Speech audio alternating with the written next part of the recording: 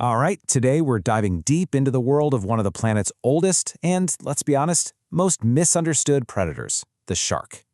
Their story isn't just about survival. It's about thriving against all odds for an almost unimaginable amount of time.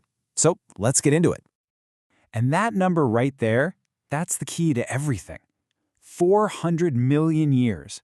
It's a timescale that just completely changes how you see them. I mean, they've witnessed the rise and fall of countless species, including, the dinosaurs.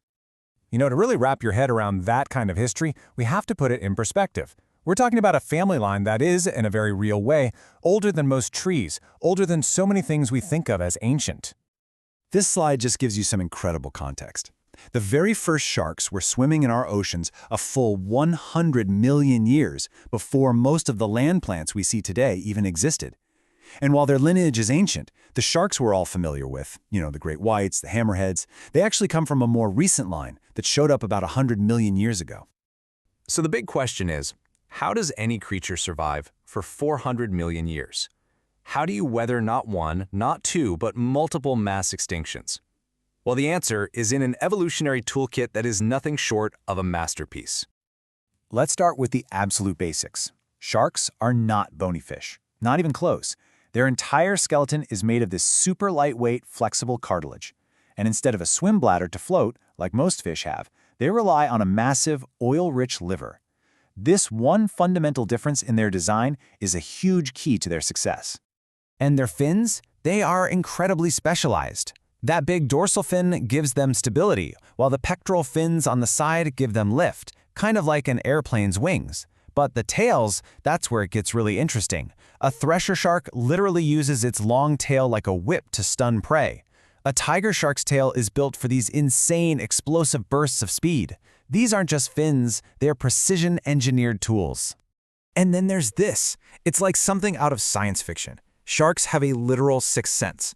They're called the ampullae of Lorenzini, a whole network of jelly-filled pores you can see as little dots around their snout. They can detect the tiny electrical fields from the muscle contractions of their prey. It also lets them navigate the huge open oceans by sensing the Earth's magnetic field. It's incredible. Then, of course, there are the teeth. Get this, a single shark can go through up to 30,000 teeth in its lifetime. Because they aren't rooted in the jawbone, they have rows and rows of replacements just ready to move forward like a conveyor belt. It's the ultimate renewable weapon. Okay, so let's see how all this comes together in one specific and frankly amazing species, the bull shark. This animal just takes survival to a whole new level. The thing you have to know about the bull shark is its unique superpower. It is one of the very, very few sharks that can thrive in both saltwater oceans and freshwater rivers. It pulls off this incredible trick using a special gland and super efficient kidneys to perfectly manage its internal salt balance. And this ability leads to an absolutely brilliant survival strategy. The adult females will actually swim into freshwater rivers to give birth. Why? Well, because these rivers act as a safe nursery for the pups. It protects them from the big ocean predators like tiger sharks or even other bigger bull sharks. So the young get to grow up in relative safety, building up their salt tolerance before they finally head out to sea. It's genius. For 400 million years, sharks have been the ultimate survivors. But in just the last 50 years, they've met a predator that they simply cannot out-evolve. And this is where the story takes a sharp and really alarming turn. 70%. Just let that number sink in for a second. In just 5 decades, which is the blink of an eye in geologic time, we've seen a 70% crash in the populations of these ancient animals. It's absolutely catastrophic. And the cause is us. It's estimated that humans kill 100 million sharks every single year. The sheer scale of this is almost impossible to comprehend, and it's pushing dozens and dozens of species right to the brink. The threats are coming from all angles. Shark finning is brutal and incredibly wasteful. And oil from their livers called squalene is still used in some cosmetics. But just as deadly is habitat degradation. For our bull shark, the removal of mangrove forests completely destroys those critical nurseries we just talked about. Then you add in pollution, climate change, and those indiscriminate shark nets, and you've got a perfect storm.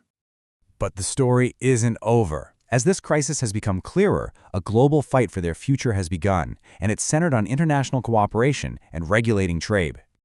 Now, a key tool in this fight is something called CITES. It's the Convention on International Trade in Endangered Species. The important thing to get here is the difference between the two main levels. Appendix 2, where most protected sharks are, doesn't ban trade, but it controls it to make sure it's sustainable. Appendix 1, on the other hand, is for species on the absolute verge of extinction. It's pretty much a total ban.